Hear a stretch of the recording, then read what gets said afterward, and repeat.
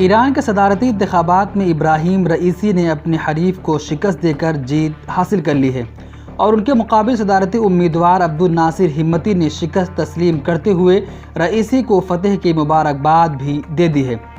18 جون کو ہونے والے صدارتی انتخابات میں حکام کے مطابق 59 ملین اہل ووٹروں میں سے صرف 28 ملین سے زائد نے اپنا حق رائے دہی کا استعمال کیا، جس میں سے سابق جج ابراہیم رئیسی کو 17.8 ملین ووٹ ملے۔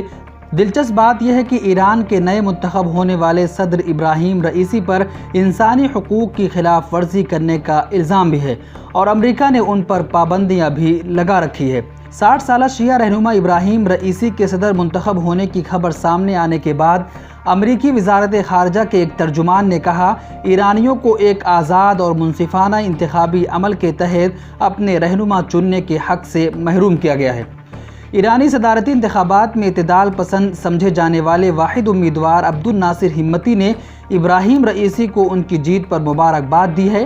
ایران کے مرکزی بینک کے سابق سربراہ عبدالناصر ہمتی نے ابراہیم رئیسی کو مبارکباد پر مبنی ایک خط تحریر کیا ہے۔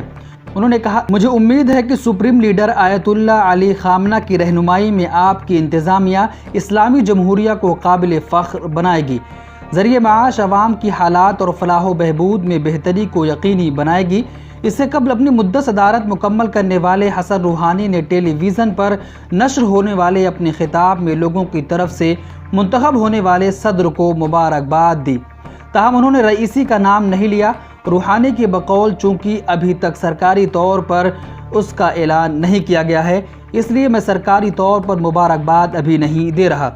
صدارتی انتخابات کو قانونی حیثیت دینے کے لیے ایران کے مذہبی رہنماؤں کی طرف سے عوام سے مطالبہ کیا گیا تھا کہ وہ جمعے کو ہونے والے انتخابات میں ووٹ ڈالنے کے لیے ضرور نکلیں، تاہم ایران کے اندر اور باہر موجود مخالفین کا کہنا ہے کہ ایران میں معاشی مشکلات اور شخصی آزادی پر قدغنوں کے سبب عوام میں غم و غصہ موجود ہے، اس لیے ووٹ ڈالنے کی شرح کافی کم رہی۔ حکام کے مطابق 59 ملین اہل ووٹروں میں سے 28 ملین سے زائد نے اپنا حق رائے دہی استعمال کیا۔